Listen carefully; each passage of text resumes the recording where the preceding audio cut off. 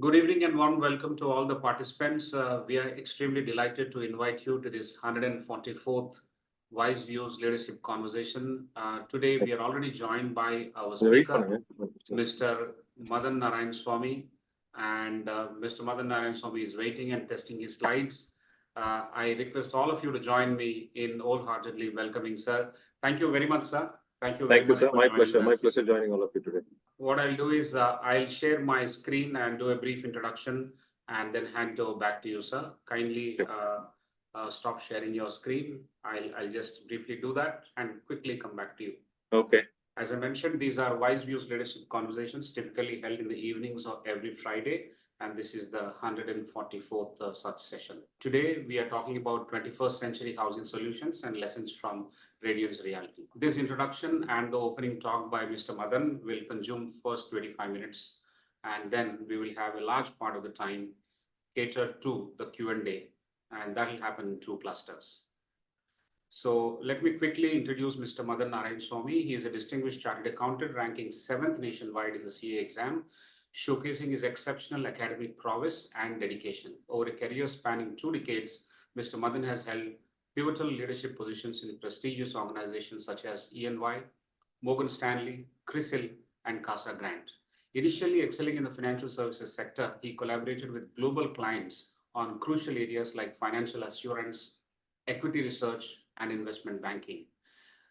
Moving to Indian business landscape, Mr. Madan gained invaluable insights into the entrepreneurial ecosystem as an investment manager at a domestic private equity firm. Recognized for his financial acumen and leadership capabilities, he assumed the role of Group CFO of Casa Grande, which is a prominent residential real estate player, successfully raising substantial funding and spearheading the growth of allied businesses. Currently, he is serving as the Chief Executive Officer of Radiance Realty, a leading residential real estate conglomerate with a turnover of 1,000 crores. Mr. Madan has played a pivotal role in doubling the business's growth within a short span of 3 years. Under his leadership, Radiance Realty is aiming to further double its scale in the next 2 years. Mr. Madan's expertise spans across various domains, including business leadership, financial engineering, talent building, and operations management. He possesses a keen understanding of market dynamics and a proven track record of driving organizational success through effective leadership and strategic decision-making. Deeply committed to nurturing and empowering young talent, Mr. Madan fosters a culture of excellence, inspiring individuals to realize their full potential. Some of the pursuits that he has are chess, movies, and music. This is very, very interesting. Thank you very much, sir. I once again welcome you. My pleasure, sir. Thank you. Thanks for the nice introduction. Thank you. I will briefly take one more moment to introduce my esteemed colleague, Professor Prasad. He is the Senior Director of Academic Wing at ICFAI Group. He holds a BTech from IIT Bombay and a PhDM from IIM Kolkata and a rich experience of 3 decades. He was also an entrepreneur. I welcome Professor Prasad to this conversation. Thank you very much. And sir, over to you now, and we'll conserve all the time for you to make your opening remarks, roughly around 20 minutes. And we would love to have a conversation where the Q&A will be more interesting on a conversational style. We'll respond to the questions that the audience would have. Sure. Over to you, sir. Thank you. Thank you. Thanks, everyone. Thanks for the introduction and very good evening to everybody again. I think it's a great pleasure and honor to be talking to all of you. So the topic is 21st century housing solutions. I predominantly being, experienced in residential real estate, I thought that, I will explain it from a business context of, or from a business side view of how a house or an apartment or a plot or a villa is actually created today in the Indian environment. So in terms of basic products from a housing perspective, these are some of the products, which are there in the market developed by multiple developers, including us. Plots, villas, row houses, non-high-rise apartments, high-rise apartments, and villaments. This is how we categorize the products, and almost all the other, whatever nomenclature of products falls under the subcategory of each of these products. In terms of the flow of business, the key raw material for this residential real estate housing is land. So land is something, which all the developers are always in hot pursuit of. So once you identify a land and close the commercials of the land, then the next step is to ensure that the title of the land is clear. Okay. So once the title of the land is clear, funding or financial closure of the land is done and the land is acquired. Parallelly, product design happens. I'll explain more to you more during a Q&A, so where you can ask relevant questions. Once the product is designed, then the product is submitted to the nodal authorities for approval. For example, in Chennai, it might be CMDA. In Bangalore, it can be BDA, Bangalore Development Authority, or Chennai Metropolitan Development Authority. So once the product is approved, the final stage of approval being RERA, then the product is launched in the market. And then follows sales, where the product is sold to the customer, collections, where the customer pays based on milestone, and then the construction happens. And finally, a product is handed over and maintained by the developer for a period of anywhere between 6 months to 5 years, depending on the philosophy of the organization. So I'll just quickly summarize. Land. Once the land is identified, commercial is closed with the landowner. Then the developer clears the title of the land. So title scrutiny happens, title diligence happens.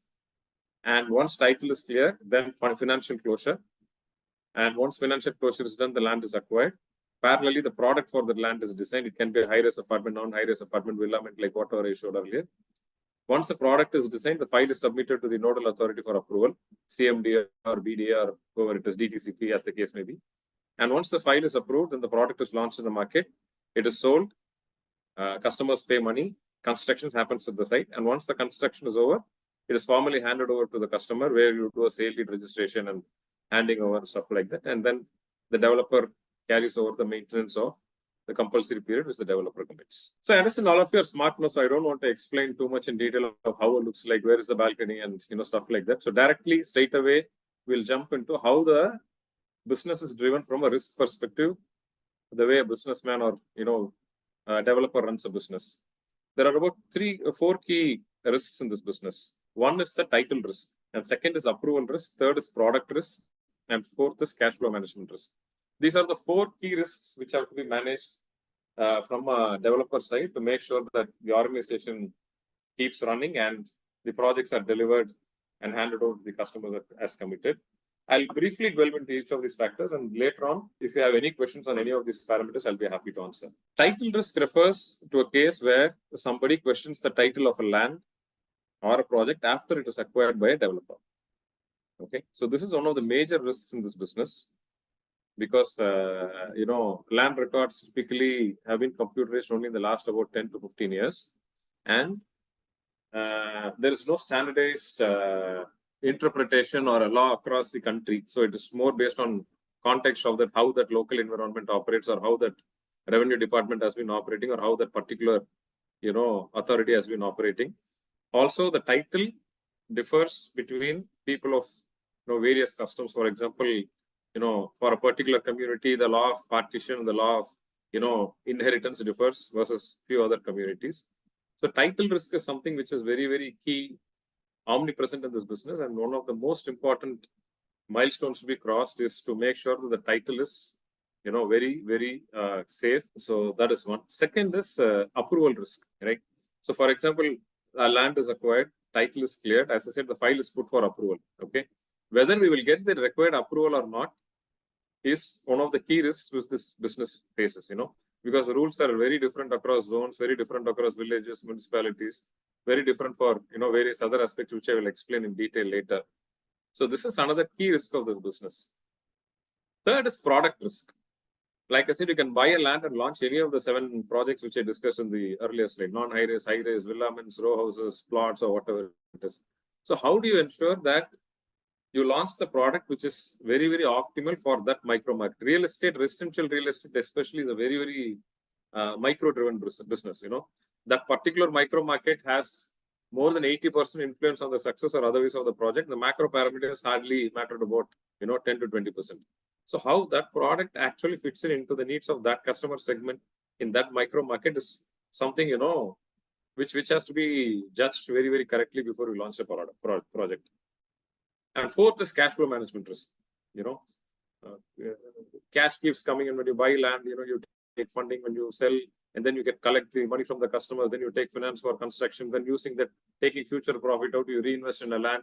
So this cash flow management, happens 24/7, and it is very important to make sure that the cash position or funds flow position is safe at any point in time. And one of the biggest risks here is that if there is a default in any one of your financial commitments, then all the other financial institutions have the right to call all their loan, whether or not you have defaulted their loan. So to make sure that all your financial commitments are adhered 24/7 is a key risk in this business, which has to be, managed. So title risk, approval risk, product risk, cash flow management risk. All the other activities are processes, right? Where you should have a subject matter knowledge, where you should operate with speed, where you should operate with smartness and other things. But majorly, you will not have a great risk, right? Say, for example, if all the other aspects are right, just because of the fact that you're not giving a newspaper advertisement doesn't categorize as a marketing risk. People very well know the existence of a project through other mediums. So all the other activities in this business are process driven. Okay, though they decide, or at best or at worst, they influence the amount of profit you make, right? But these 4 parameters, if somebody is wrong, it actually puts the entire project or the company in danger. So these are the 4 key risks which any residential developer in India tries to actively manage to make sure that things are going on the right track. So I'll dwell upon each of these risks in these slides, the following slides. Title risk. So generally, when somebody sees the title of a land, title is seen for a minimum period of 30 years. Okay, so for 30 years, there should be a contiguous, consistent title for a developer to actually say that the title of a land is clear.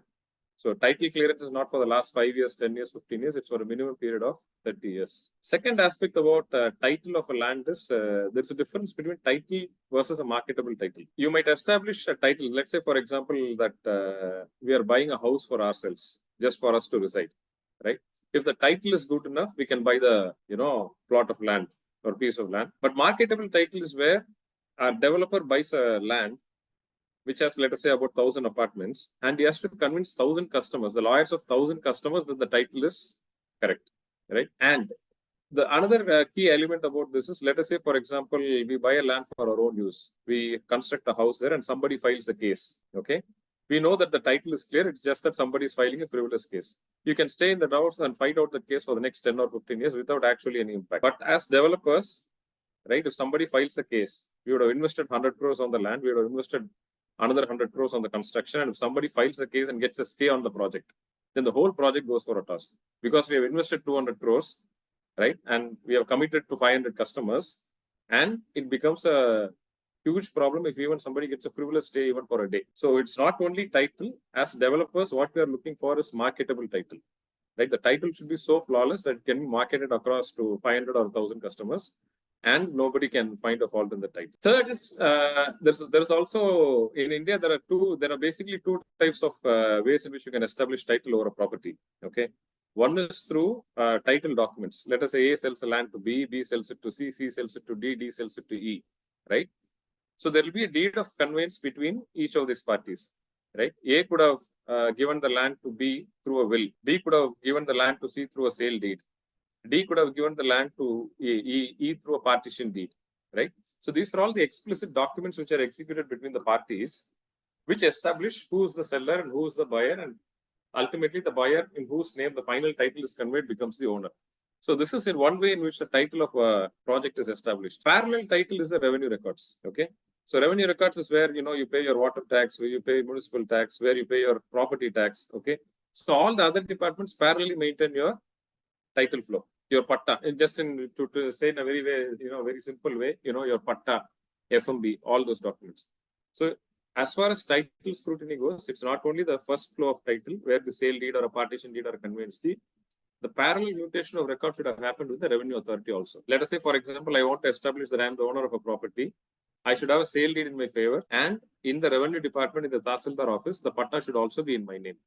Only then the title is fully established. Fourth is there are litigation searches and encumbrances, which all the developers, conduct with a huge amount of diligence to make sure that there are no party has filed a case against this existing landowner challenging the title, or the current landowner has not entered into any sort of an agreement with a third party, which is not registered in the SR office. Okay, so these kind of, it can be word of the mouth, it can be local inquiry in a particular village or an area where we are buying the land, right? It can be a search in the portal of courts here. just a keyword search, we say that, we put the name of the landowner, put the patta number or survey number of the land, and find out if any case has been filed, etc. And we also take a lot of indemnities and guarantees from the from the seller, stating that, they have not hidden any agreements with us, or in case somebody challenges the title, and as developers, we are put into risk, the seller will indemnify us of all the costs and consequences of such challenge of title. So this title risk is one of the most critical first step of risk that every residential real estate developer has to cross, before they can dream of launching a project. Second is the approval risk. So I've got a land. So what is the risk about the project getting approved? So I've just highlighted few complexities in, that you bought a land, you have decided the product, you put the file to approval to CMD or BDA. So what happens next? First is FSA eligibility. FSA is floor space index. It is simply put, in 100 square feet of land, how much square feet of house you can construct. Let's say I buy 100 square feet of land and I can construct 200 square feet of house. The FSA is 2. FSA is largely dependent or is based on a road width. For example, we buy an acre of land. We buy 5 acres of land. And that 5 acres of land is situated in a road which is 30 feet wide. The eligible FSA is 2. If the same land, 5-acre land, is located in a road width of 50 feet, the road width is 50 feet, the eligible FSA is 2.5. I'm telling everything in the context of Tamil Nadu. It might be slightly different in other states. And if the same piece of land is located in a 60 feet road, right, the eligible FSA for us is 3.25. So calculation of FSA is one of the most important aspects of making sure that the project is finally approved. Okay. And road width for that matter should be contiguous for 500 meters. It's not just that, just opposite your land, the road width is 60 feet. And, 10 meters later, it narrows down to, 40 feet. So for minimum 500 meters from either side of your land, at any point in time, the minimum width, whatever is the minimum width, actually makes you eligible for the FSI. There are also a lot of setbacks, which are there for various types of buildings. So this, we have to be precisely right on this. Otherwise, our file might not get approved. Second is calculation of buffers. Okay, a land might be situated near a nala. Nala is just a channel, water body, we can say. It might be located near a railway track. It might be located near a metro rail, right? So the development norms of those particular states mandate that there should be minimum buffer of X meters, post which only the building can come.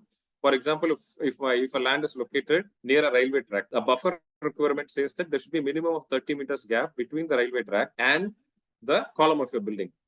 Okay, so within 30 meters, you can't construct anything, even though your land might, fall within those 30 meters. So these kind of buffers are calculated from various other things so that we know what is the area of land where we can construct. Third is we have to obtain NOC from multiple departments. It's not only about the development norms. For example, you have to obtain a no objection certificate from traffic department if you're constructing a multi-storied building. So they should get a traffic NOC, right? If you're constructing a multi-storied building, you should get an NOC from the fire department. If you're constructing an apartment near a water body, you should get an NOC from Public Works Department, PWD department. You should get an NOC from CMWSSB, Metro Water Department, to giving an assurance that they will give you water. So all these NOCs will have to be obtained, and it has to be submitted to the nodal authority who is granting the approval. Fourth is we have to be very careful about whether our particular land, the land that we are proposing to buy, falls under acquisition from any of the authorities. For example, highways might have notified that this proposed highway is going to be expanded from 60 meters to 70 meters, and any land which is required for this purpose can be acquired by highways. They will give you compensation and other things later, but then you can't acquire this land because this land falls under the highway acquisition track. Similarly, metro rail mandates, all these government orders are published from time to time stating that this road is going to be widened by so and so, and all the adjacent lands are going to be acquired. Similarly, ASI is Archaeological Survey of India. Like this, there are numerous government departments which notify a particular site stating that there should be no development in the site.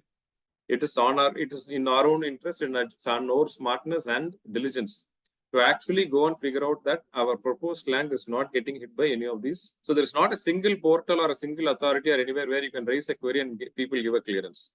You'll have to run behind each one of these departments. Okay, you have to refer to each one of the GOs. You have to go through each one of the rule books. You have to go and meet the authorities. And it's on the developer to make sure that the land is, not constrained by any of these factors. If there are 50 constraints, 49, there is no constraint. Even if there is one constraint by one metro, then you can't do the project. So this risk has to be very, very clearly and categorically managed by the developer. Height of the building. If the building is falling in the airport funnel zone where the flight takeoff or landing zone, you should get an NOC from the airport. Zoning and conversion. So the nodal authority specifies or categorizes each area into specific zones. For example, they notify certain areas residential, certain areas mixed use, certain areas commercial, certain as industrial, certain as hazardous industrial. Okay.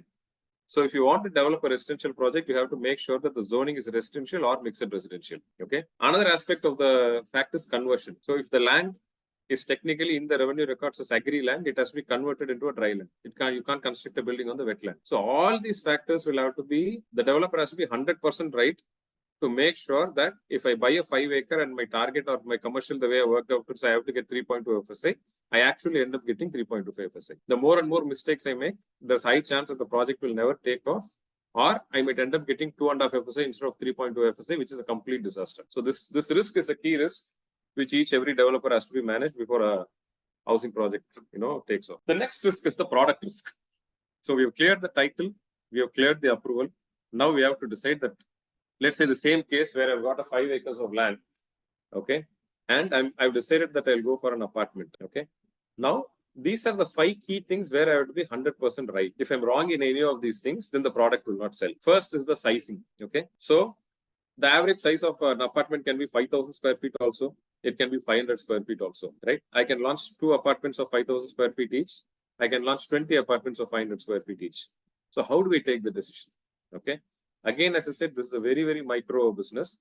You have to really understand which segment in that market you are trying to address, who's your core customers, and what sort of a housing or what sort of a budget they have in their mind, and what is the price you are going to charge, and accordingly you decide the size. For example, if the ticket size, for example, if the market where the price per square feet, let us say, is around 8,000 rupees. Okay. Now, in that market, 8,000 rupees square feet, we know that most of the people working in the IT segment or people, who are working, in offices. So this majorly this upper middle class salary is your target segment, right? You have to make sure that you don't launch a house of 2 crores because nobody will come with the ticket size of 2 crores. So first you should know what is the ticket size. People there want a 2-bedroom, but they can't pay more than 80 lakhs for a 2-bedroom. That is their budget and that is their basic need. Okay. So we have to size it in a way that the price budget does not exceed 80 lakhs and they end up getting a 2-bedroom, because if there's a 1-bedroom, they won't buy, right? So how you manage this constraint, the sizing, overall sizing. So basically we say that, let's say that in a project, I've got about 10 lakh square feet of saleable area, right? We say that minimum about 25% of that should be 2-bedroom of 750 square feet. Another 10% can be 2-bedroom of 850 square feet. Another 15% can be 2.5 bedroom of 1,000 square feet. Another 10% can be 3-bedroom of 1,200 square feet. And the balance can be 3.5 or 4-bedroom of not exceeding 1,500 square feet. So this is how the math is done to make sure that the size and the ticket size both to put together actually cater to that layers of the customers whom we are targeting to sell. If you go wrong on this, the product will not sell. In the market, if you launch 4 bedrooms with a budget of 1.5 crores, where people are actually looking for a 2-bedroom with a budget of 80 lakhs, the project is an outright failure. It doesn't matter what is your view, what is your plan, what is your brand, where is the land, location, project. People simply don't want the product, or people can't afford the product. So the sizing is one of the most important decisions which each developer will have to take. Second most important thing in a product is the number of car parks. Okay, whether you're going to have 1 covered car park, 1.5 car park, 1 covered and 1 open car park, it's only 1 open car park. So whom you are going to allocate. So all those things will have to be considered. So second most important thing in today's context after sizing is car park. Third criteria is how your floor plan is designed, right? So your door is facing north, door is facing east, west, south. The west is the most unpreferred or considered as unlucky. Okay. So when we give a plan to the architect, we will say that these are the sizes that I want. And I want you to design the floor plan in such a way that not more than 5% of the houses should be facing the western direction. Okay. So second is views. So what is the quality of the view? Whether the view is facing the main road, whether the view is facing the park, or whether the view is facing another building within a distance of just looking at somebody else's balcony. All these decide whether a customer wants to buy or not. There are key ratios, for example, minimum ratio. Right? A toilet should not be less than 5 feet into 8 feet. Okay. A balcony cannot be less than 3 feet. A kitchen cannot be less than 60 square feet. Okay. The dimension of any bedroom cannot be less than 10 feet. You can't have a bedroom by 9 into 11. So that looks extremely small. These are all based on experiences. So all the critical ratios will have to be adhered to. And any segment specific factors will have to be adhered to. For example, let us say we are launching one project in Koramangala. We're going to launch it in another 3 or 4 months. So that's a 4-bedroom product. Okay, the ticket size is 5 crores. So the 4 bedrooms, saleable area is about 3,000 square feet. selling price is going to be close to around 16,000 rupees plus taxes, right? So what does a customer expect here? They expect a maid's room. Somebody buying an apartment for 5 crores, 3,000 square feet expects a maid, right? So here for this segment, there should be a maid's room and a maid's toilet, okay? So this segment specific factors will also have to be catered into. And this maid's room should have an entrance from the lobby and not necessarily through the main door of the apartment. So these are all the inputs that we give, okay? And we keep calibrating all these factors to arrive at an optimal product. Fourth is amenities and specification. What should be the size of my clubhouse? What are all the open amenities I can give? Where should be my podium? What's the landscape, hardscape, and all those things? And specifications is what is the quality of the tile I'm putting? What is the size of the lifts I'm putting? What is the quality of my main door? What is the quality of the other doors that we are putting? Right? Quality of the paint, and so on and so forth. The fifth key criteria for a product is Vastu, right? All the products should be Vastu compliant. Master bedroom, southwest, kitchen facing northeast, the hall facing east, etc. So on and so forth. There should be proper ventilation, cross ventilation, right? Your balcony cannot be overlooking the, the rear side of another building, and there should be enough amount of privacy, right? You can't have a house where all the 3 sides of the walls are shared with the bedroom also of some other in the next house, right? So these are all the key factors that customers look for. And if we get out of 5, if we get 1 or 2 wrong, then the product becomes a mega failure. So you have to make sure that this product risk is fully catered to. You don't build a product to suit your aspiration or your creativity. You have to build a product which is actually demanded by the customer in that market. Cash flow risk, whether you're buying a land outright or whether you're going for a joint development. Land stage, how do you manage the funding? Construction, how do you manage the funding? Receivable, lab funding. I'm not going to get into too much into all of these things. Long story short, if a developer misses his commitment to one of the financial institutions in one of the instances, that is game over for a developer today in India. Okay. So this risk has to be very carefully managed. So this is what I thought I can give an overview of how a residential real estate business happens in India. Okay. So if you have any specific questions on related to this or anything else, I'll be happy to answer. Thank you very much, sir. It's a detailed presentation or a lowdown on this realty sector to a large extent in terms of the challenges and the risk factors for the developer as well as for the customers that you mentioned. It is not very often that we get an opportunity to understand more about realty sector. The literature available is also that much sparse, and the understanding about the segment and the sector itself is that much rare. Therefore, we would treat this as a great opportunity for understanding and deep diving into this realty sector. And I'm sure over the last several years, it has changed quite a bit. And therefore, when a segment or a sector evolves, we'll have patterns for learning, and therefore other strategies are possible. And with such a humble attempt, we have looked at you to speak to us and help us understand this sector. Thank you so much, sir. Without much ado, we will now start the Q&A. The Q&A will be in 2 clusters. The first cluster will be taken up by Professor Prasad. I'll come back for the second. And during the second cluster, we may open the mic for the participants who have some questions which are very unique. Otherwise, they can text in the questions and we'll check if that can be taken up or if we can open the mic for them.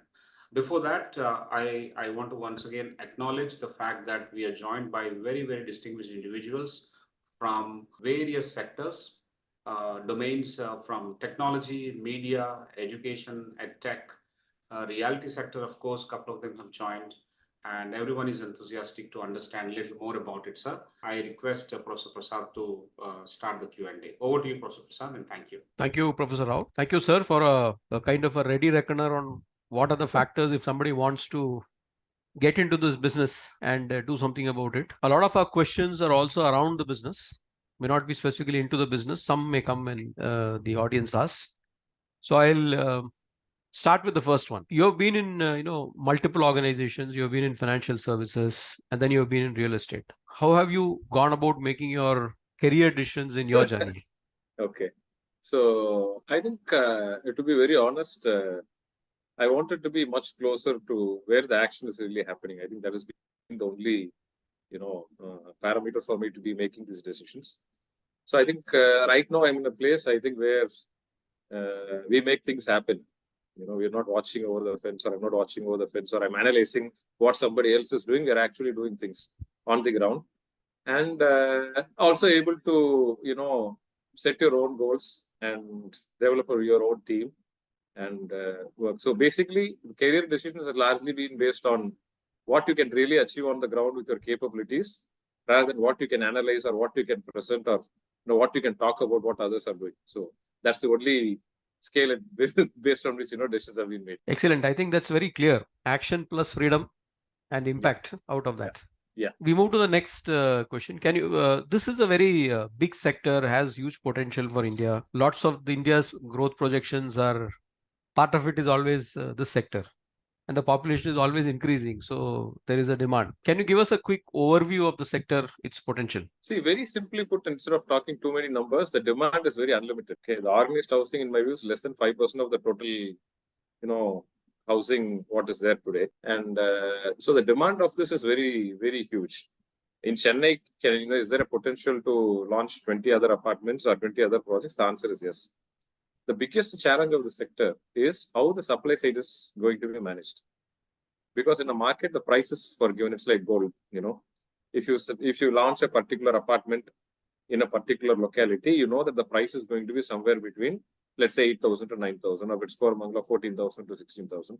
So the end price is fixed. The challenge for growth of this industry is whether within that fixed parameter, developers are able to manage the supply side or not. You have to get the land, you have to get your approvals, you have to clear your titles and all these processes, construction, everything, in a manner that it is within the cost. So this is what is the key constraint of this sector, whether how the supply side is being efficiently managed, right? And how the supply side can, because like you pointed out, this is a very opaque sector. Right? Raw material that you buy land, for example, if you're in a pure construction business, you know the cost of the steel. You know that steel is 68,000 rupees a ton, and it's the same rate across India. Here, our key raw material is land, and the same land held by two different landowners will be quoting at two different prices. They will ask for two different terms. Okay, the same land, right, might have an issue on the title. It might have. So there are too many parameters for us to calibrate before we can take a decision of buying a land and launching a project, right? And that becomes a major constraint for the growth of the sector. If those parameters are simplified, if there's a transparency in those parameters, for example, I heard that US has a concept called title insurance. Somebody underwrites your title, right? And in an eventuality that your title is posted at risk or you have to pay some compensation, it is insured. So if parameters like that are available in the Indian market, developers will buy more lands, and aggressive growth of the sector will happen much more faster. So there are few measures which are being there. For example, now a lot of digitization has happened on key areas, right? For example, sitting in your desk today, you just put a survey number and you know that who is the owner of the land. So Patta is online. So encumbrance certificate is online. So in the SR office, you can get at least in the last 15-year history of, how the title has changed. So the more this business is digitized, for example, approval, if tomorrow, there's a single window clearance that we don't have to run around with various departments, somebody assures saying that if this is the FSA, nobody can question it. So these kind of measures will actually, these kind of, I would say, micro measures will actually speed up the growth of the sector, because macro factors are almost in place. The demand is in place. Today, every bank today, the most important coveted product is housing loan, right? So Indians' incomes are increasing. So the macro factors from the demand side and the enabling situation is clearly there. The supply side is very opaque, non-digitized, and very uncertain.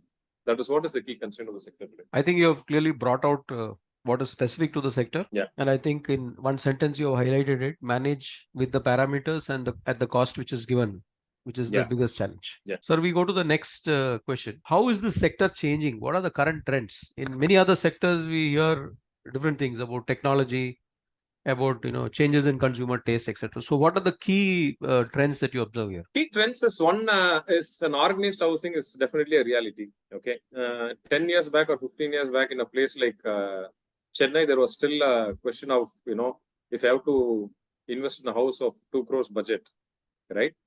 Is it more worthwhile for me to buy a plot and construct my own house? Why will I go and stay in an apartment? So all those myths are broken today. Today, everybody is very clear that they want to live in a community, a gated community with all the facilities, and they're willing to pay for it.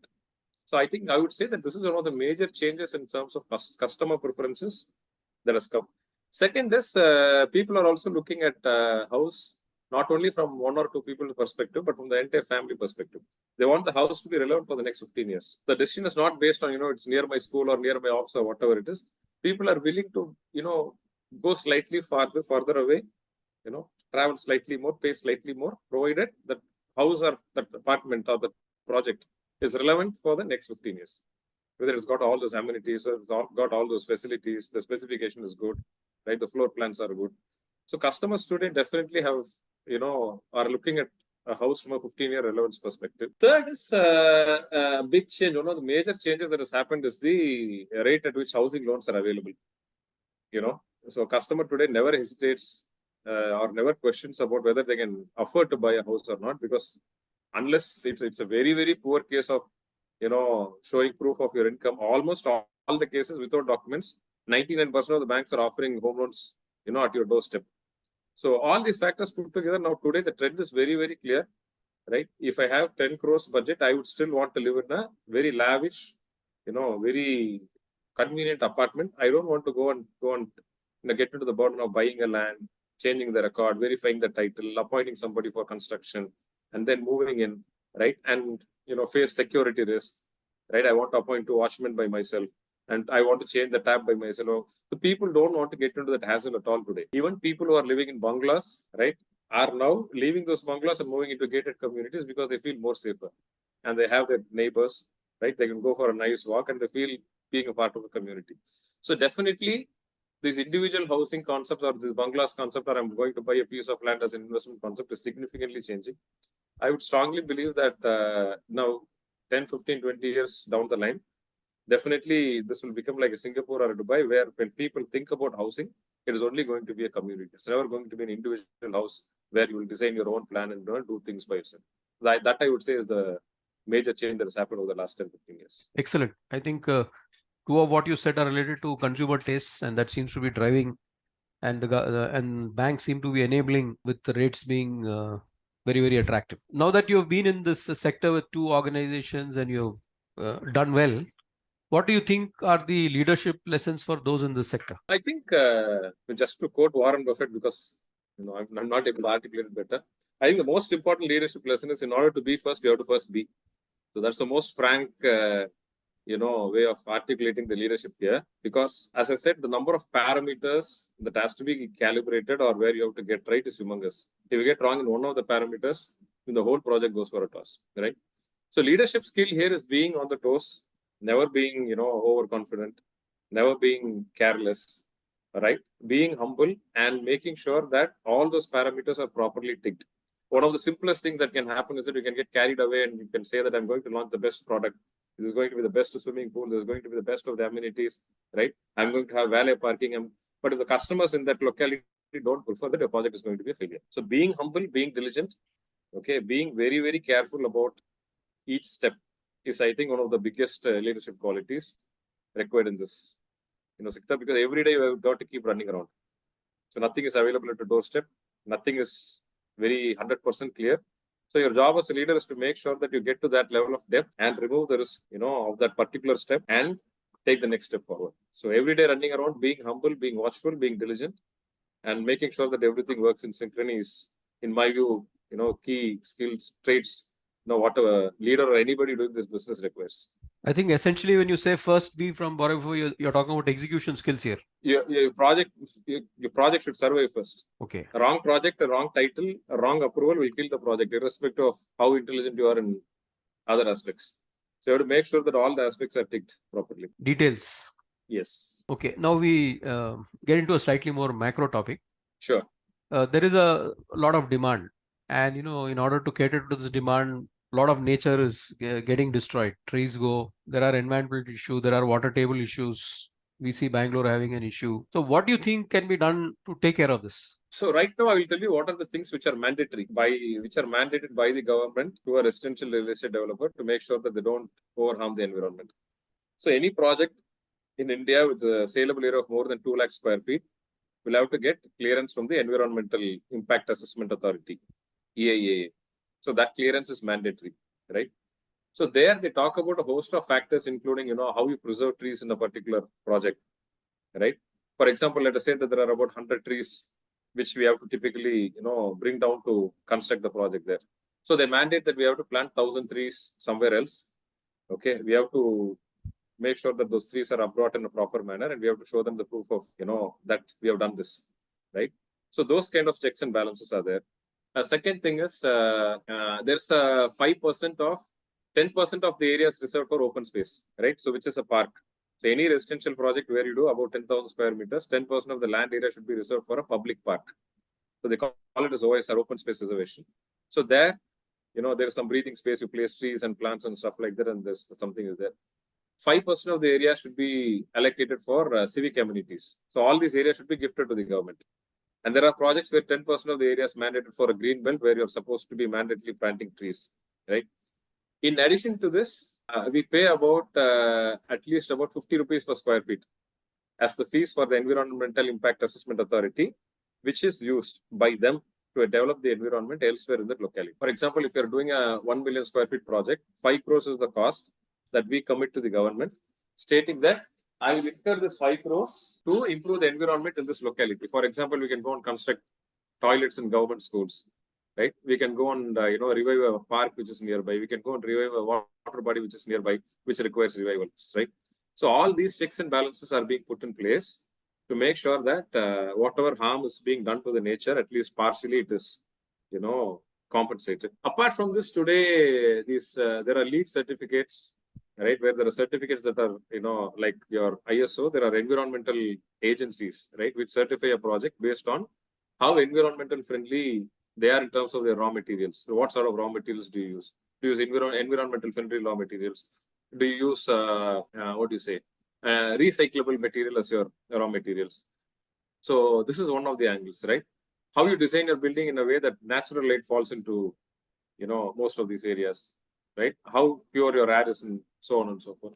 Another mandate which is there is all the common areas which are there, all the common area lightings and all the common area power is mandated through solar power. Okay. So in all the buildings today, communities today, if you see the terrace will be minimum 1/3 of the terrace area should be filled with solar panels, right?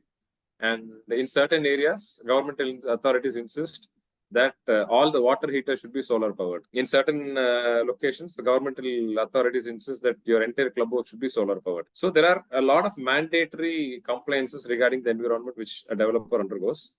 And optionally, we also go for this LEED certification or green building certification, so on and so forth, to make sure that, how much ever we can compensate for whatever damage is happening, we wholeheartedly do that. Thank you. I think there is something there which first needs to be wholeheartedly implemented, and done by all stakeholders, and then maybe more can be thought out.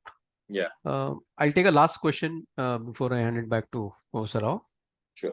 And this is, we have mentioned a lot of risks. To what extent can technology solve, at least, make things transparent and enable you to manage the risk? Is it getting done? Technology, yes, simple technology like what I mentioned. Now, most of the SROs, all the documents are online. So you can view the EC online. You don't have to go apply and get a manual EC and verify and tick box. Patta is online. So technology is being introduced in a smaller way. Similarly, today, if you want to put a file to the agency for an upload, so there are detailed drawings and plans which you used to earlier physically go and give it to the authorities and they will start scrutinizing it by paper. Today, there is a software. So this has been implemented across Tamil Nadu, Bangalore. Bangalore, I think, is still manual, but in Tamil Nadu, it is fully driven by software. So what you do is you convert your CAD drawing into a format in which the software understands and you upload it. So the entire verification of your plan happens through the software. The software clears the plan. So once the software clears the plan, the planner, the chief planner or the assistant planner who actually scrutinizes the file, he has a 99% assurance that the project is as per the specification of the development authority rules. So it checks about the width of your toilet, it checks about the buffer which is there, it checks about your balcony, it checks about the size of your kitchen, right? So on and so forth, the width of the staircases, whether your fire entrances, exits. So this is done today through a technology. So there were initial hiccups in using it, but now this is practically reduced the scrutiny time by almost earlier scrutiny itself used to take about 15 days. Now in one day the software clears it, the rest of 14 days are saved. So like this, in very smaller manners, technology is being introduced into this field from a risk perspective, I'm saying. But I think definitely more can be done. Well, for example, if there's an online single window clearance system stating that automatically if all the departments will come together and clear a file online, right? Then that will be a great risk mitigator for us. So I would suggest that if 5 years back 100 was the unit of risk, which was absolutely existing, today you can say that at least 10 to 15% of it has been solved through these smaller technologies. the more technologies can be implemented in multiple areas, definitely I think the risk would definitely come down. Is there anything, any good practice which is used in some other countries, which is quite practical to use in India on this count? I think this blockchain where, customer agreements which are being entered, I think the blockchain is, I think in few of the segments in the real estate market, it has already started in the US. Maybe once it comes to India, I think that can help. That can, greatly help. So apart from that, I don't, at least I'm not aware of anything which is significantly different happening. See, construction technology, a lot of things are happening in technology. For example, all the buildings in, let's say, Singapore are all using My1 because the height clearance there is more, right? Here, the height clearance is not more. Yeah, the FSI is only 3.25. Okay, let's say you construct a building in Mumbai in the same area, the FSI will be 6. So you can construct up to 50 floors. So if you're doing typical floor of 50 floors, you can use My1 technology. You don't have to pour concrete. You can just assemble and then keep going on and forth. So those kind of technologies can be used, but largely in South India today, not much of technology in construction as well. We use some tools to monitor, workflow and stuff like that, but nothing great. Thank you very much. I think we've got some idea of what can happen in the next few years in India. Thank you for your precise responses. I think there's far greater clarity for those who don't understand this sector. I hand it back to Professor Rao. Thank you very much. Thank you, sir. I think it's like a cricket match where the ball is coming onto the bat very nicely and it is hitting the middle of the bat all the time. So it has provided a good watch of the match so far. Fantastic, sir. Thank you so much. As I said earlier, this is the first time we are touching upon a realty sector, and therefore we're quite eagerly looking forward to the lessons that probably we could distill at the end of this conversation for the benefit of our is what kind of career opportunities that we have for engineers and MBAs now in this sector. The fact that it is much more evolved, and the fact that the definition of career is something very different from a chance-led job. Of course, career is a much more sustainable kind of a phenomenon. How is it now? Can you throw some light on that, sir? So there are about 8 distinct skills here in this business. Okay, the beauty or the irony of this is none of these 8 skills are related to each other. Okay, so one is land acquisition, right? So let's say this has 8 major departments. So one is land acquisition, where somebody goes, identifies the land, identifies the price of the land, negotiates with the landowner, agrees the terms, and signs the land, closes the land commercially.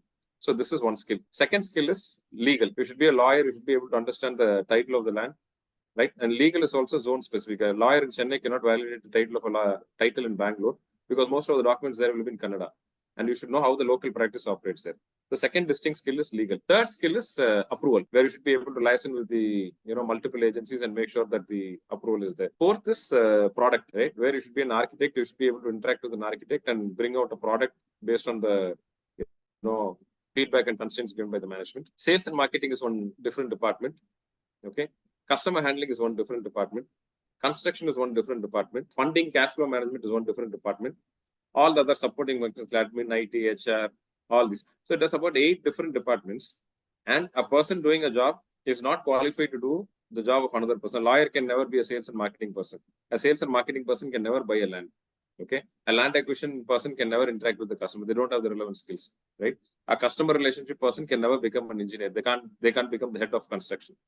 So career growth in this industry so far has been largely driven by the size of the organization, growth of the organization. Like for example, maybe in an IT company, right? Senior engineer can become an engineer can become a product manager become a client manager, right? So you can be very sure that if you are a outperformer, you can actually leniently grow in the organization. But here, if you are a superstar salesperson, right, you can only handle sales. You can never handle sales and construction together.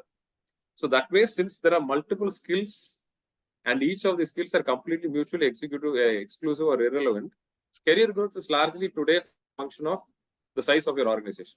So if I'm a sales and marketing head of 1,000 crore company, my career growth is dependent largely on whether the next year the target is going to be 1,500 crores or 2,000 crores, right? If the target is same 1,000 crores, it's very, very unlikely that I'll be able to take up any other responsibility. I can't go and say that I'll handle sales and construction. I'll handle sales and legal. Okay. So that is the biggest, constraint of career growth so far in this industry. So somehow if people are able to learn faster, at least maybe as Sales and marketing and construction might be very different, but sales and marketing and customer relationship, maybe there is some amount of, whatever we call it, common grounds or whatever it is. So if somebody is very fast at learning and somebody really, is very good in understanding the overall perspective of the business, then they can grow into the management cadre. Otherwise, practically, your growth typically depends on the growth of your organization. Because skills are so diverse that being able to take up additional responsibility becomes very difficult. Thank you, sir. Thank you so much. These are distinct skills and not necessarily they add up to take you to the C-suite. That's what you mentioned.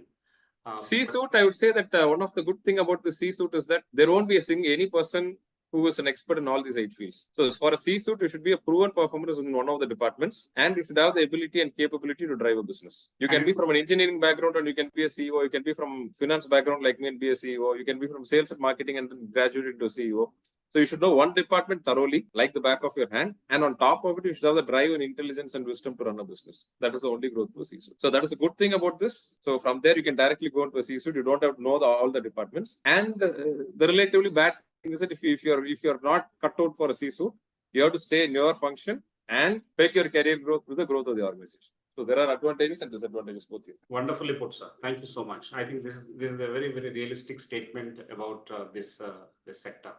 Sir, one more additional question related to what we have been talking about is that when you talk about a sector and the career opportunities, it also means that there are already large players and they have a greater appetite in terms of land consumption. I mean, that's the raw material, therefore the project work and therefore the jobs, therefore the careers. Okay. So, for example, if you ask me banking sector, I'll say X, Y, Z are the big banks where we should aspire for making our careers. And if it's international banks, it is something else. And then within that, you have slots for like the way investment management, investment banker kind of roles to retail kind of roles. And then some specialization in customer and tech interfacing, and then risk management, and so on and so forth. So if you come back to realty sector, who are the big players that some of the budding engineers and managers would love to look at and then plan for a career? Because if it is not by choice that you get into a particular sector, it will be half-hearted all the time. For example, insurance has not been like that till recently. Hope you understood my question, sir. So you want me to name the top real estate companies in the space? Yeah. Okay. In South India, I would say that some of the most prominent names are Prestige, Brigade, Shobha. So these are the top names that come in predominantly based out of Bangalore, but there's a pan-India place, Casa Grande, for example. In Chennai, within the top 3, we will be there. So Chennai, you have Appaswamy, Radiance, you have Bhashyam. So there are these kind of places. And pan-India level, for sure, yes, you have the place like Lodhas of the world and DLS of the world. So I'm talking about purely residential. But you want to consider a career in real estate and also talk about commercial, then a host of opportunities available where companies like assets and there are many other players who are focused on the Ascendas, Capital One. These are all the large players who are focused on the office space. So residential, office, the third major space would be warehousing. So it's still at a very nascent stage in India. So residential and commercial, if you want to take, these are the large names. If you want to go for construction, obviously the largest in the country is evergreen, largest in the country is L&T. So if you want to be in a pure construction company, L&T is the market leader today. So these are some of the companies. Excellent, sir. Thank you so much. This gives us some overview about what can be expected of it and who are the largest players.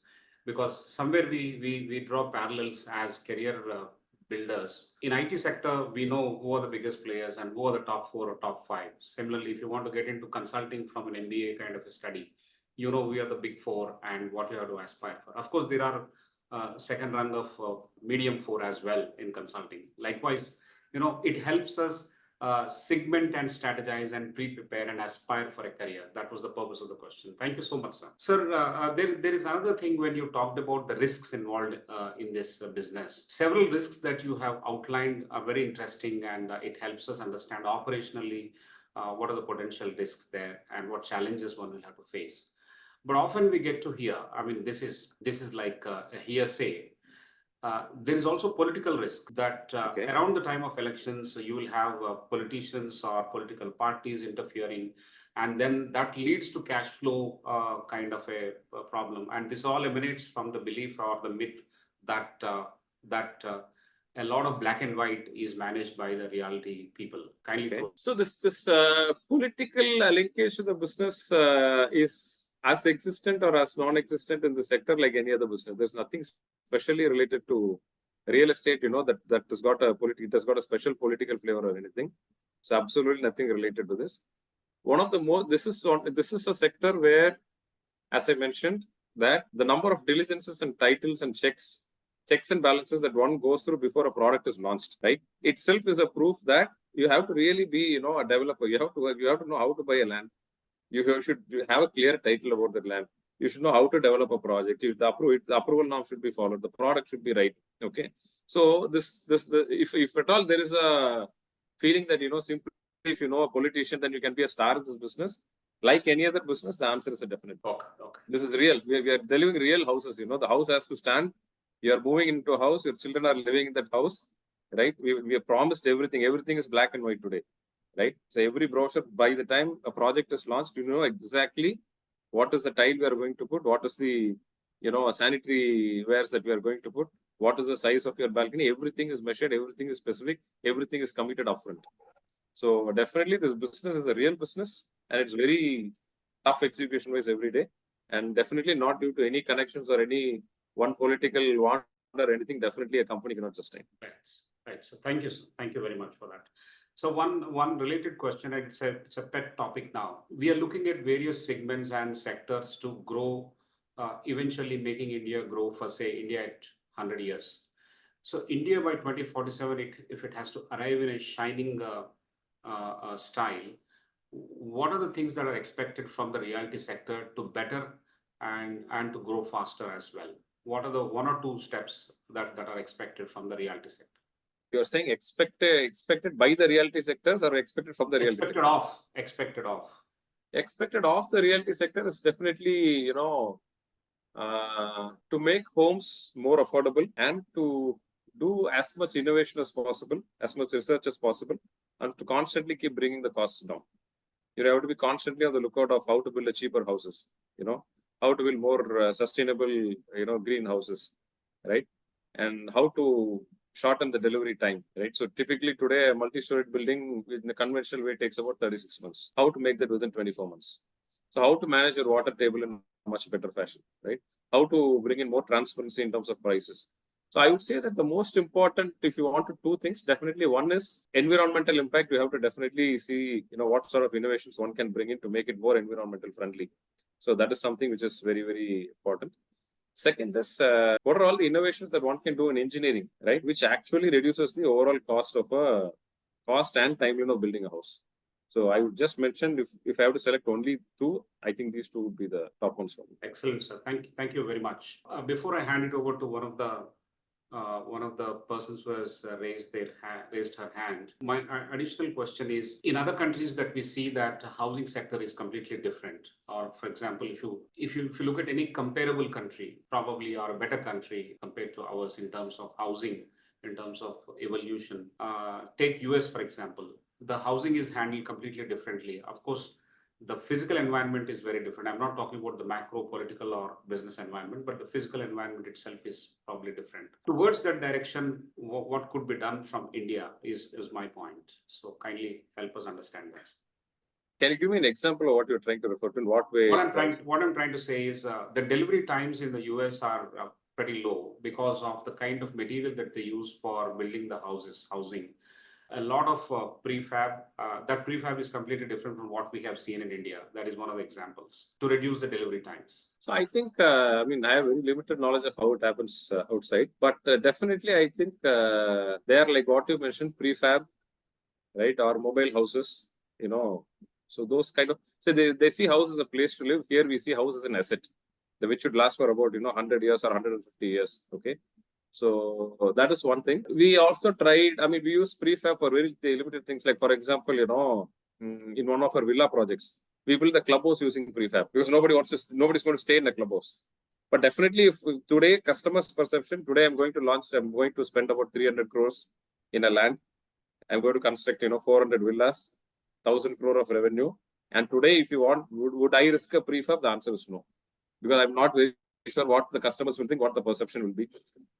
But to extent possible, like we built a clubhouse using a prefab, right? So I think the biggest thing that's, I mean, the most practical, easy win can be if the FSI is increased, right? If we start building 50 floors and 60 floors and 70 floors height, then definitely we can use Maiwan or any other, form of thing rather than pouring concrete, and we can cut short the delivery time to 50%. So I think one of the most, in my limited understanding, one of the most important reasons why those people are able to achieve that is the typical floors that you are available. You have 80 typical floors. So if you do one, mold, you can use it for 80 repetitions. Here we are able to use it only for 12 or 13 or 14 repetitions, which makes it unviable. Excellent. Excellent. Thank you very much. Two important points that you mentioned. One is to increase the FSI, and the other one is the fundamental consumption of this sector is that functionality vis-a-vis an aspirational asset between us and the other countries. So these are the two brilliant points. Thank you so much. I'll quickly open the mic for others. We have Ms. Chitra Anand asking questions, and we have Dr. Anita. I'll request Mr. Chitra to raise a question. Sure. Very good evening, sir. Good evening. First of all, thanks Sudhakar Rao sir for bringing such a vibrant and unique topic on this platform. And Swami Narayan sir, he had explained the things so in a very simple manner, as a layman like us could able to understand each and everything. So my question is regarding that many we are hearing different type of frauds which do occur from developer side. So as a customer point of view, I request you to just kindly tell us the type of frauds which do occur in the real estate so that we could be more vigilant. Or being a customer, if we are looking for to purchase some house or land, so what should we keep in mind before going for some deal or like that? Okay. So I'm assuming that you want to buy into a community developed by a real estate developer. Okay. So I think the first thing is that very, very important is to check the title. Okay. So you can give the title to today, most of the purchase happens through a home loan, right? And there's something called as APF. So let's say, for example, we're going to launch a project, right? We get our title pre-approved by SBI, pre-approved by HDFC, pre-approved by ICFAI. So that if you go and apply for a loan, you don't have to keep, sharing the titles again and again, right? The first thing you can check is whether the project has an APF. APF means the title is already pre-cleared by the bank. Okay. So that is one of the main things that one can see to make sure that whether the title is good or not. Second is definitely you'll have to see the approved plan, whether the plan is approved properly by the respective CMD or DTCP or local body or panchayat or whatever. Never buy into any unapproved, sites. Okay, it should be approved properly by a particular authority. So that you should be able to check. Third thing I would say is to check the track record of the developer. If it is plots, layouts should not be a problem because you're just buying land. But if it's a building, please check the track record of the developer on what is their track record of the number of years that they committed and the number of years which they actually delivered a building. So if they say the delivery, in 36 months, have they actually delivered at least the last 5 projects in 36 months? Or it has been dragging it for 70 months or 80 months or 90 months, So the track record of actual delivery should be seen. I would say these are the top 3 things one should look for. Obviously, the other smaller things like, what is the specs promised versus delivered. So all the smaller things are there. The 3 major things that can give a body blow are: number 1, title. And the safest way to establish the clarity of the title is whether banks have pre-approved the title, right? Yeah. So point number 1. Point number 2 is please take a copy of the plan and see whether it is properly approved by all the agencies like CMDA, local body, corporation, whether the project is got RERA approval, right? All the projects plans should be properly approved. And third is please check the track record of delivery in terms of what is the timeline promised versus what is the actual timeline which the projects have been delivered. These 3 things are the major things. Okay. Thank you, sir. Thank you very much, sir. Before we get the next person, we have one question, and this is your favorite, I guess. Is REITs a good investment option? Mr. Anil Fernandez is asking. Okay. REITs have been good investment options traditionally for large institutions. I don't think that today REIT is as prevalent as, most of the REITs today. For example, okay, a REIT, let me just take 2 minutes to explain how it works. A REIT works only for at least 90% of the income is a predictable income. Then only you can list it under REIT. A residential real estate project cannot be listed under REIT. So to be listed under REIT, it has to be a rent yielding project, which typically means either it should be a warehousing sector or it should be a commercial reality. Okay. And typically all these REITs are getting listed in Singapore or the US. So that's where it is listed, because it is listed there because those investors there are okay with the 5 to 6% kind of a return on capital on an annuity rental flow. So if you list a REIT here, no, we will expect about 9 to 10%, which makes it unviable. So today, largely REITs are getting consolidated in New York. It's getting consolidated in London, Singapore, only for the purpose of large pension funds and others to invest their money, because the return is today only 5 to 6% per year. So from that context, if for a retail Indian investor, whether today REITs are relevant, the answer is no. I'll get the same return by putting 6% in an FD, or probably a AAA rated corporate bond, which can give me 7.5%, rather than investing in a Singapore listed REIT for 6%. Excellent. Sir, one more question before we move to Dr. Anita. What is the role of Real Estate Regulatory Authority, RERA, and what extent the authority can safeguard the promoters or buyers' interest? See, Real Estate Regulatory, RERA primarily came into force because there was a significant gap between when somebody buys a land and when a project is launched. Let us say, for example, you buy a land today, okay, and I submit the file for approval. I say that it's a high-rise building with 18 floors and with 300 units. Okay, the file is approved only after 6 months, right? The plan might be approved. I may change the plan. I may not change the plan. Okay, so there are lots of ifs and buts. As I said, approval risk is one of the major risks.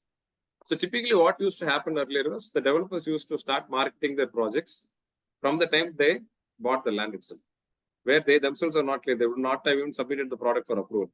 They would still be working on the product, but just they would say 2-bedroom, this is the price, so on and so forth. And, and then later there were so many changes, and, I would have got a 2-bedroom in the 6th floor, but 6th floor will only have 3 bedrooms when actually the project comes out.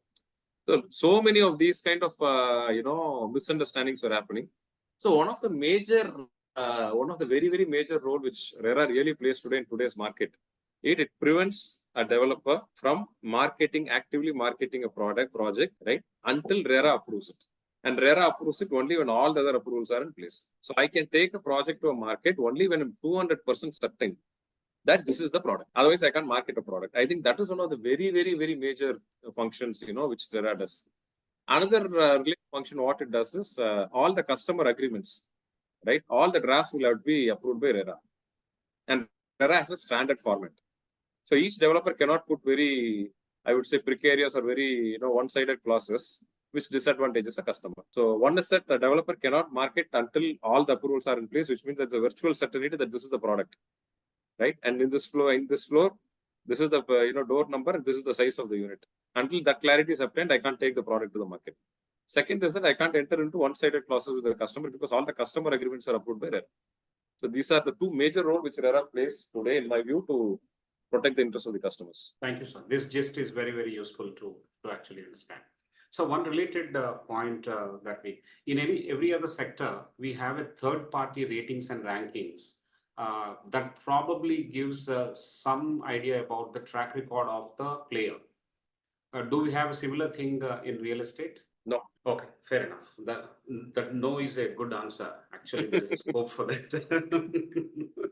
There's a scope for that because it connects to the previous question as to where customers can go. Can we have any resort? If I remember right, I think CRISIL rates projects. CRISIL gives some 5-star rating or 4-star rating to residential projects.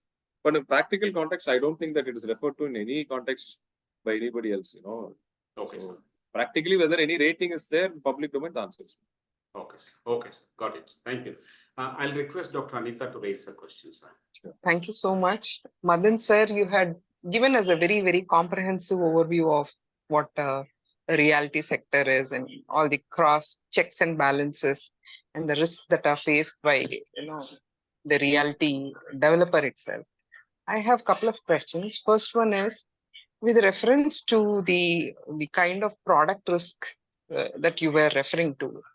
For instance, if there is a price mismatch between the customer's expectations and what the realty sector is quoting in a specific segment.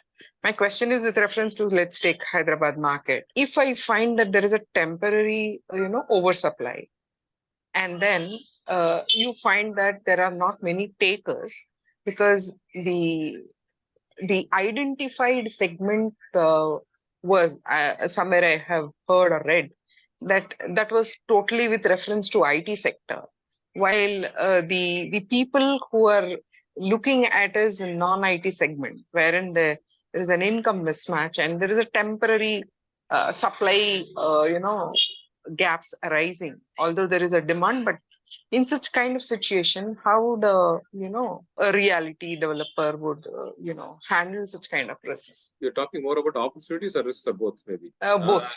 Okay, I would I I would say only based on my views and my experiences, which is not definitely all comprehensive. See, this is like, to put it in a very precise manner, this business is like, locking your hands, inside a pool. All these magicians play a trick, right? And you have 10 seconds to get out, right? Now, whether you focus on unlocking and getting out, or you want to enjoy the fishes which are swimming around you, is your choice, okay? We have launched a project. We know that we are going to complete the construction in 24 months. Okay, we have 240 units. The price in that micro market is fairly established, right? So I don't think that maybe there can be very few exceptions, but everybody has to follow the price trend. If 4 projects are selling at 8,000 rupees a square feet, very unlikely that I can, give any sort of I would say, any sort of a great parameter and say mine should be 9,000, because everything is pegged. All the specifications that I mentioned to the last detail, everything is there available upfront. So any rational developer, or at least what we do is, we don't try to even watch, right? Whether there is a temporary mismatch, whether, this inventory is high, low, or whatever. We say that I have to sell 10 units in a month. In 24 months, I have to complete the project. I have to sell the project and I have to get out of the project. Okay. So at any point in time, for the extra 100 rupees or 200 rupees, I am not willing to wait for a month, right? Or I will hold my inventory and say, no, I will sell during construction. All these things actually, the risk far outweighs the potential gain or anything that we can take. So I think in my view, or what we definitely has been doing is follow a pattern. If the market suddenly booms and everybody increases the prices and you think you can increase the price, you can do so, right? Otherwise, every project is a story by itself, right? Let's say, for example, there are 2 players in a micro market. If both of us are selling 3-bedroom apartments, okay? My apartment is ready for handover in the next 6 months. Somebody is just launching today and he will deliver after 5 years, okay?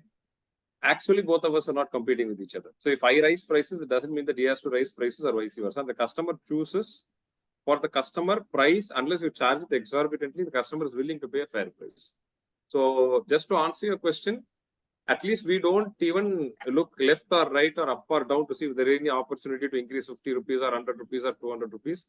We fix on a pattern, right? We know that every 3 months we'll increase 50 rupees or 100 rupees only because of the fact that the delivery is so much nearer.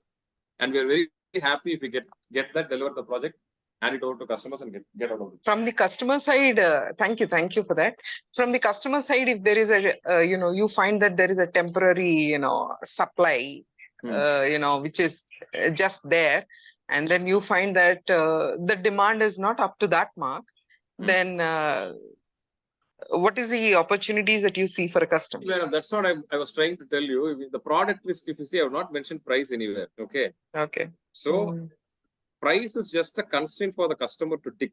If a customer is looking for a 2-bedroom, you have a 3-bedroom, you even drop the price by 500 rupees, nobody's going to buy. Okay.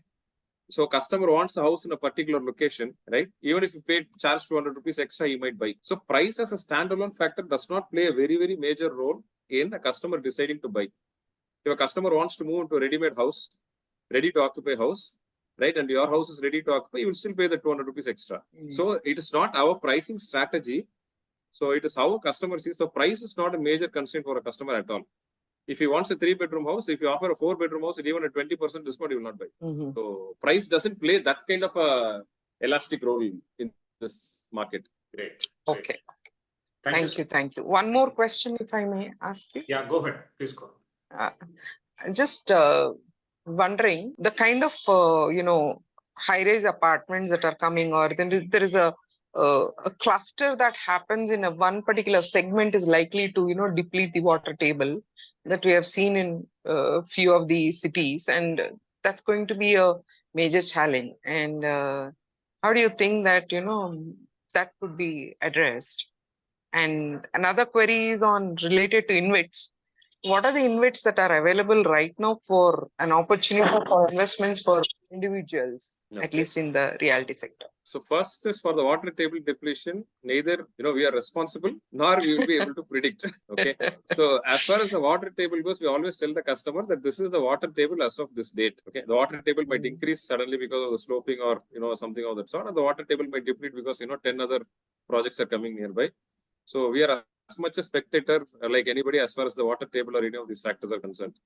So that is one. Second, honestly, about InvITs, I don't have much of an idea. Okay. Right, sir. Right, sir. Thank you very much. Thank you so much. Thank you so much. Thanks. We have a senior chartered accountant with us, Mr. Chainulu, wanting to ask you a question. Sure. Chainulu garu, good evening, Dr. Sudhakar sir and Prasad sir and Madan Narayanaswamy. Good evening, Actually, sir. my question is that how does the cost affects with GST in realty sector? Okay. Because government is planning that every individual, every citizen of India should have each one house. So then the GST is implementing, then the cost of the house is increasing. How does it will be controlled and how does it affect the realty sector? So basically, as far as GST is concerned, the residential reality today is not allowed to take input credit on the raw materials. So we charge 5% GST from the customer, which is straight away remitted to the government. All the GST that we incur on our input costs are fully absorbed by us. And that is a very significant portion. I would say on an average, that will be around 18 to 20% of the overall cost. So this is the reality today. Does it affect us? Yes. Definitely 18% of the construction cost, if it can be brought down or something, it will definitely make housing more affordable. Okay? What are the steps that the realty sector is taking for this? Are you going to the government and telling that when you have the plans that every individual should have a house, then the GST can be reduced or GST can be wiped out, made it as zero? I'm sure that these representations are made through, builder associations like CREDAI, etc. But I think I'm not sure whether, these kind of, we are strong enough or whether there's any rational ground for it, because GST affects all the other sectors as well. It's not only it affects realty. That's right. But before RERDA, actually every fraud is going to be happen in realty sector, because you know very well and I know very well, it is a 60-40, 70-30, all these are playing. After this RERDA is coming, that has been done. Now it is when they have made it this one, centralized everything.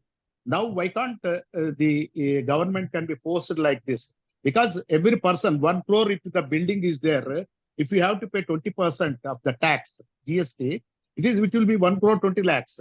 20 lakhs is a burden to a middle class person as well as the higher class person, higher middle class house. So that will be a huge amount that we can reduce it. So I would just like to, quote, I wouldn't want to say the names, but it's one of the, very, very iconic founders of one of the largest real estate firms in Bangalore. So when this kind of a topic was being discussed in CREDAI, he said, let's not waste time. Let's focus on what we can control. So, but not that. Actually, I have also opened my mouth because earlier this was happened. Because 70-30 or 60-40, it was happened. It was known to every person throughout Sir, more than GST, I would say one of the most important, support that, CREDAI or these builder associations have been requesting the government is to rationalize the registration cost. The GST is something which is, which impacts all the industries. You can't have a, special concession. But registration cost is something which impacts only our industry. So the stamp duties and registration costs, those are rationalized. That will be a significant help towards, making housing more affordable. No, that what I suggest, you can write to the institute, Chartered Accounting Institute, Cost Accounting Institute, and the other people, and they represent on behalf of you. We will try that as well. We will try that as well. Yeah. Okay. Thank you very much, sir. Thank you very much for your. Thank you very much for your this one. It's very great that we had such a person like you, has been explained in a small way that every person, those who doesn't have any idea about this reality sector, has given a very clear picture and it's very clarity. It is just like a 2020 match. Thanks for your kind words, sir. Thank you. Thank you. Thank you very much, sir. Thank you very much, sir. We have come to almost 8 p.m. So we would love to wind it up with your permission. But before that, I want to ask Professor Prasad if he has any one for the road kind of question. I think all that we had has been covered, and the major questions are all covered. I don't think there would be anything major at this stage. You don't want to ask him that housing is mushrooming, and while on one hand the water table is depleting, on the other hand all these houses are attracting water when it rains. Suddenly we realize that we are in the river. All kinds of questions are there, right? Yeah, I think the environmental aspect was covered. I think it was covered in two questions. And sir has been practical enough to say, without saying, that first let us follow the law. What law is prescribing, let us follow that. So if something more is there from the environment, the law must prescribe it first. And then perhaps I don't think they would do that on their own will, unless branding helps, or you can charge a higher cost because of all that, and whether the market allows for such dynamics. Like lead is one of them. So these things are yet to evolve. Great. Thank you. Thank you, sir. Thank you very much. Thanks so much, sir. Thank you. As I said in the beginning, this is one of the closest takes on reality sector. The ground reality on reality sector is something which has given us several learnings.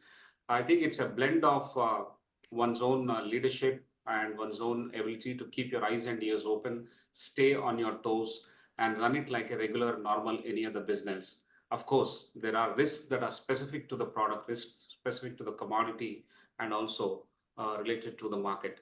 And this forms a major chunk of our growth story, and therefore it's extremely important. I also, at one point in time, wanted to ask you, the entire discussion is about urban housing. What about non-urban housing? Probably I'll write to you about that.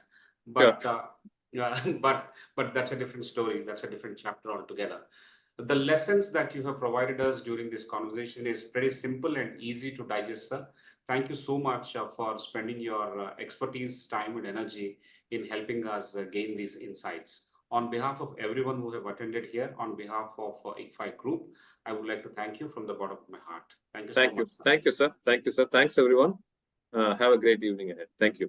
Thanks. And I would like to conclude that all the participants who have raised the questions have made this conversation very, very interesting. Keep doing so. We are going to meet next Friday on 12th of April. And we're going to have another stalwart coming in. He's also a chartered accountant, and he's going to talk about Indian capital markets and how the economy is moving. So get up for a very interesting conversation on 12th of April. Till then, go to radiancerealty.com and understand what are their projects and how it is shaping up. It's a beautiful website, sir. I must thank you. As a CEO, you should get the credit, and it is so user-friendly and customer-friendly. I did some kind of dipstick study there, and it's very good. I think this business is becoming more and more customer-friendly, and it is coming into your home rather than they coming to you and seeking it. So that's a very, very big trend and change for good. And it is good for budding aspirants, budding managers and engineers as well. For everyone, it is going to be very good. Thank you so much, sir. We'll study more about this sector and learn from it and see what are the specific things that we can probably implement in our own domains vis-a-vis the learnings that we have from you. Thank you once again, sir. Thank you. Thanks, everyone. Thank you. Ladies and gentlemen, good night. See you on 12th of April, Friday at 6:30 p.m. Thank you all.